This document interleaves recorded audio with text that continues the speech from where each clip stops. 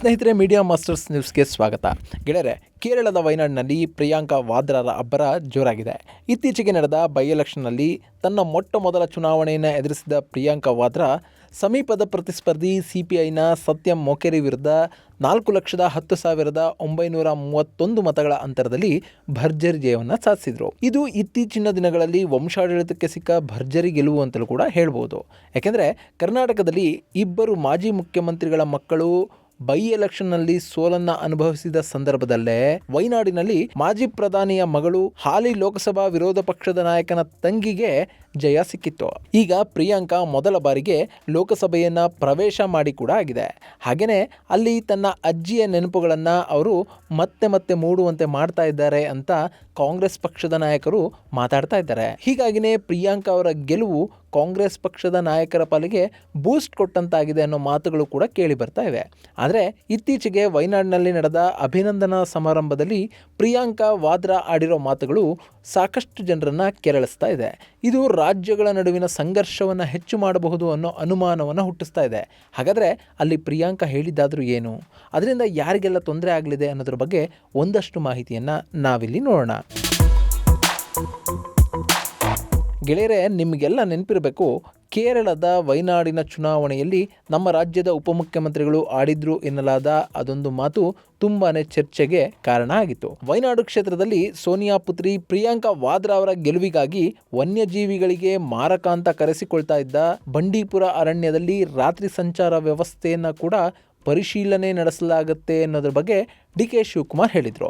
ಆ ಬಳಿಕ ಅದಕ್ಕೆ ಭಾರಿ ವಿರೋಧ ವ್ಯಕ್ತ ಆಯಿತು. ಇನ್ನು ಶಿವಕುಮಾರ್ ಕೇರಳದವರಿಗೆ ಚಳ್ಳೆ ಹಣ್ಣು ತಿನ್ನಿಸಿದ್ದಾರೆ ಅಂತ ಕಾಂಗ್ರೆಸ್ನ ಕೆಲ ನಾಯಕರು ಹೇಳ್ತಾ ಬಂದರು. ಪ್ರಿಯಾಂಕಾ ಅವರ ಗೆಲುವಿಗೆ ರಾಜ್ಯ ಸರ್ಕಾರ ಏನು ಬೇಕಾದರೂ ತ್ಯಾಗ ಮಾಡುತ್ತೆ ಅನ್ನೋ ಮಾತುಗಳು ಕೂಡ ಕೇಳಿ ಬಂದವು. ಅದಾದ ಕೆಲವೇ ದಿನಗಳಲ್ಲಿ ಎಲೆಕ್ಷನ್ ಕೂಡ ಮುಗೀತು. ಆ ನಂತರ ಫಲಿತಾಂಶ ಕೂಡ ಬಂತು. ಪ್ರಿಯಾಂಕಾ ವಾದ್ರಾ ಸಂಸದೆಯಾಗಿ ಕೂಡ ಆಯ್ಕೆ ಆದರು. ಆ ನಂತರ ಪ್ರಿಯಾಂಕಾ ಕೈಯಲ್ಲಿ ಸಂವಿಧಾನದ ಪ್ರತಿಯನ್ನು ಹಿಡಿದು ಪ್ರತಿಜ್ಞಾ ವಿಧಿಯನ್ನು ಕೂಡ ಸ್ವೀಕರಿಸಿದ್ರು. ಆ ನಂತರ ತನ್ನ ಕ್ಷೇತ್ರದ ಮತದಾರರಿಗೆ ಭಾರಿ ಬಹುಮಾನವನ್ನು ಕೊಡುವ ಮಾತುಗಳನ್ನ ಪ್ರಿಯಾಂಕಾ ವಾದ್ರಾ ಆಡ್ತಾ ಇದ್ದಾರೆ. ಆ ಮಾತು ಸಾಕಷ್ಟು ಜನರನ್ನ ಕೆರಳಿಸ್ತಾ ಇದೆ. ವನ್ಯಜೀವಿ ತಜ್ಞರು, ಪರಿಸರವಾದಿಗಳು ಪ್ರಿಯಾಂಕಾ ಅವರಿಗೆ ಇಂದಿರಾ ಗಾಂಧಿ ಅವರು ಮಾಡಿದ್ದ ಕೆಲಸವನ್ನ ನೆನಪಿಸಬೇಕಾಗಿದೆ ಅನ್ನೋ ಮಾತುಗಳನ್ನ ಆಡ್ತಾ ಇದ್ದಾರೆ. ಗೆಳೆಯರೆ, ಈ ರಾಜಕಾರಣಿಗಳು ಹೇಳಿದ್ದನ್ನ ಮಾಡೋದಿಲ್ಲ ಅನ್ನೋ ಮಾತುಗಳು ಆಗಾಗ್ಗೆ ಕೇಳಿ ಬರ್ತಲೇ ಇರುತ್ತವೆ. ಅವರು ಆಶ್ವಾಸನೆಯನ್ನು ಕೊಡ್ತಾರೆ, ಆದರೆ ಅದ್ಯಾವುದು ಈಡೇರೋದಿಲ್ಲ ಅನ್ನೋದು ಬಹಳ ಜನರು ಒಪ್ಪುವ ವಿಷಯ. ಆದರೆ ಇದಕ್ಕೆ ತದ್ವಿರುದ್ಧವಾಗಿ ಪ್ರಿಯಾಂಕಾ ವಾದ್ರಾ ನಡೆದುಕೊಳ್ತಾ ಇದ್ದಾರೆ. ಅವರು ಚುನಾವಣಾ ಭಾಷಣಗಳಲ್ಲಿ ಹೇಳಿದಾಗೆ ಏನಾದರೂ ಮಾಡಿ ಬಂಡೀಪುರ ರಾಷ್ಟ್ರೀಯ ಹೆದ್ದಾರಿಯನ್ನು ಕೇರಳಿಗರ ಓಡಾಟಕ್ಕಾಗಿ ತೆರೆಸುವ ಭರವಸೆಯನ್ನು ಮತ್ತೆ ಮತ್ತೆ ಕೊಡ್ತಾ ಇದ್ದಾರೆ. ಈ ಮೂಲಕ ನುಡಿದಂತೆ ನಡೆಯಲಿರುವ ಸಂಸದೆ ಅನ್ನೋ ಹೆಗ್ಗಳಿಕೆಗೆ ಅವರು ಪಾತ್ರರಾಗಬೇಕು ಅಂತ ಅಂದ್ಕೊಳ್ತಾ ಇದ್ದಾರೆ. ಆದರೆ ಇಲ್ಲಿ ಪ್ರಿಯಾಂಕಾ ವಾದ್ರಾ ಅವರಿಗೆ ಕೇರಳದ ಜನರ ಕಷ್ಟ ಮಾತ್ರ ಕಾಣ್ತಿದೆ ವಿನಃ ಬಂಡೀಪುರ ರಾಷ್ಟ್ರೀಯ ಹೆದ್ದಾರಿಯಲ್ಲಿ ಸಂಚಾರ ಆರಂಭ ಆದರೆ ಮೂಕ ಪ್ರಾಣಿಗಳಿಗೆ ಆಗುವ ನೋವು, ಅವುಗಳ ಆಕ್ರಂದನದ ಅರಿವು ಕೂಡ ಅವ್ರಿಗೆ ಇದ್ದಂತಿಲ್ಲ. ಯಾಕಿರಬೇಕು ಹೇಳಿ? ಜನ ವೋಟ್ ಹಾಕ್ತಾರೆ.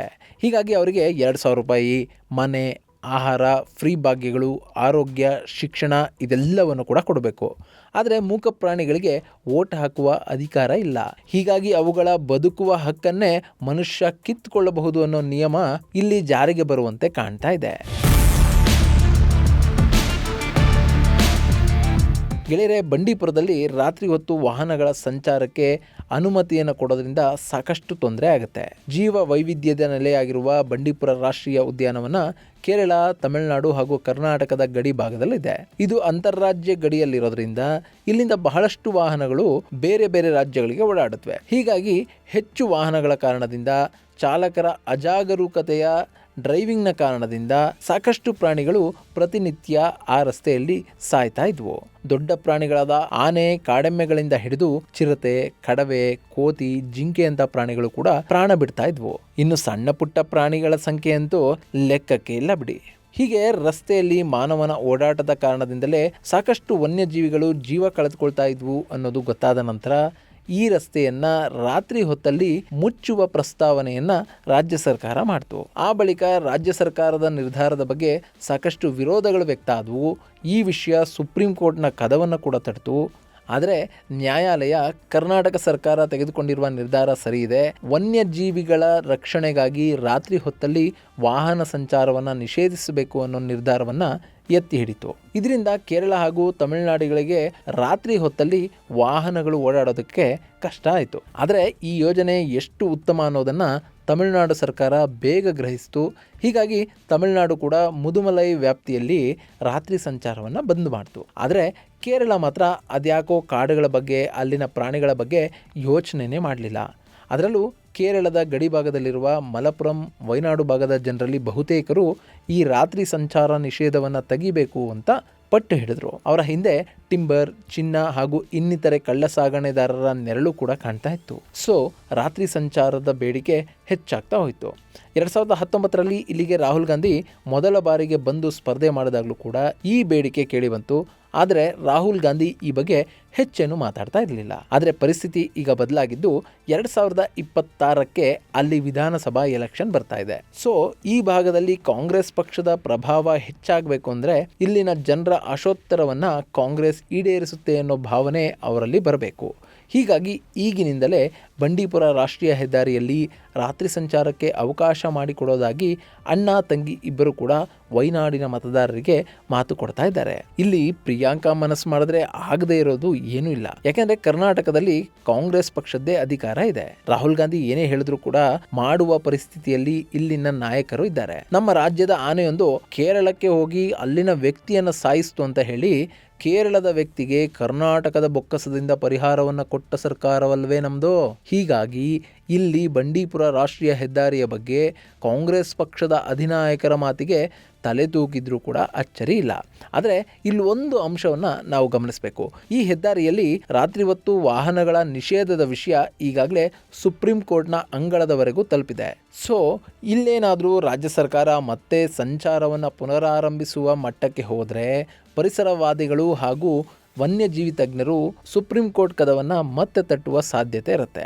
ಆಗ ಸುಪ್ರೀಂ ಕೋರ್ಟ್ ತೆಗೆದುಕೊಳ್ಳುವ ನಿರ್ಧಾರ ರಾಜ್ಯ ಸರ್ಕಾರಕ್ಕೆ ವ್ಯತಿರಿಕ್ತ ಆದರೂ ಕೂಡ ಆಗಬಹುದು. ಹಾಗೇನಾದರೂ ಆದರೆ ರಾಷ್ಟ್ರೀಯ ಮಟ್ಟದಲ್ಲಿ ರಾಜ್ಯ ಸರ್ಕಾರದ ಘನತೆಗೆ ಹಾನಿ ಆಗೋದ್ರಲ್ಲಿ ಯಾವುದೇ ಸಂಶಯ ಇಲ್ಲ. ಹೀಗಾಗಿ ಪ್ರಿಯಾಂಕಾ ಅವರ ಮಾತಿಗೆ ರಾಜ್ಯದ ಕಾಂಗ್ರೆಸ್ ಸರ್ಕಾರ ಹೇಗೆ ರಿಯಾಕ್ಟ್ ಮಾಡುತ್ತೆ ಅನ್ನೋದನ್ನು ಕಾದು ನೋಡಬೇಕು. ಗೆಳೆಯರೆ, ಈ ಬಂಡೀಪುರ ಉದ್ಯಾನವನದ ರಾಷ್ಟ್ರೀಯ ಹೆದ್ದಾರಿಯನ್ನ ರಾತ್ರಿ ಸಂಚಾರಕ್ಕೆ ಮುಕ್ತಗೊಳಿಸಬೇಕು ಅನ್ನೋ ಪ್ರಯತ್ನ 1-2 ವರ್ಷಗಳಿಂದ ನಡೀತಾ ಇಲ್ಲ. ಇಲ್ಲಿನ ರಾಷ್ಟ್ರೀಯ ಹೆದ್ದಾರಿ 212ರಲ್ಲಿ ರಾತ್ರಿ ಸಂಚಾರವನ್ನು ಪುನರ್ ಸ್ಥಾಪಿಸೋದಕ್ಕೆ ಬಹಳಷ್ಟು ಹಿಂದಿನಿಂದಲೂ ಕೂಡ ಪ್ರಯತ್ನಗಳು ನಡೀತಾ ಇವೆ. 2018ರಲ್ಲೇ ಅಂದಿನ ಕೇರಳ ಸರ್ಕಾರ ಈ ಕೆಲಸಕ್ಕೆ ಮುಂದಾಯಿತು. ರಸ್ತೆಗಳ ಮೇಲೆ ಹೋದರೆ ತಾನೇ ಪ್ರಾಣಿಗಳಿಗೆ ಸಮಸ್ಯೆ ಆಗೋದು. ಹೀಗಾಗಿ ನಾವು ಬಂಡೀಪುರದಲ್ಲಿ 30 ಕಿಲೋಮೀಟರ್ ಸ್ಟ್ರೆಚ್ನಲ್ಲಿ ಒಂದು ಎಲಿವೇಟೆಡ್ ಹೈವೇನ ಮಾಡಿಬಿಡೋಣ ಅನ್ನೋ ಪ್ರಸ್ತಾವನೆಯನ್ನ ಕೇರಳ ಸರ್ಕಾರ ಮುಂದಿಡ್ತು. ಇನ್ನು ಈ ರಸ್ತೆಯ ನಿರ್ಮಾಣಕ್ಕೆ ಆಗುವ ಖರ್ಚಿನ ಪೈಕಿ 50% ತಾನೇ ಭರಿಸೋದಾಗಿ ಪಿಣರಾಯಿ ವಿಜಯನ್ ಅವರ ಸರ್ಕಾರ ಹೇಳ್ತಾ ಬಂತು. ಆದರೆ ಆ ಯೋಜನೆಗೂ ಕೂಡ ಸಾಕಷ್ಟು ವಿರೋಧ ವ್ಯಕ್ತ ಆಯಿತು.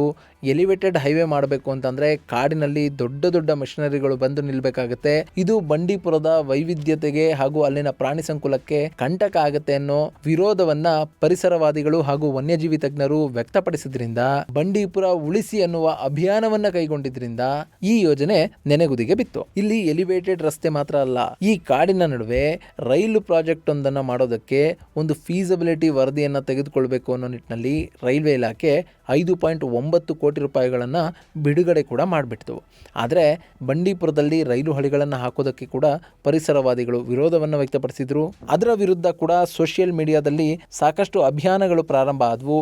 ಸೇವ್ ಬಂಡೀಪುರ, ಬಂಡೀಪುರ ಉಳಿಸಿ ಅಭಿಯಾನಕ್ಕೆ ಸಾಕಷ್ಟು ಬೆಂಬಲ ಕೂಡ ವ್ಯಕ್ತ ಆಯಿತು. ಹೀಗಾಗಿ ಈ ಯೋಜನೆ ಕೂಡ ಅಲ್ಲಿ ಕಾರ್ಯಸಾಧು ಆಗಲಿಲ್ಲ.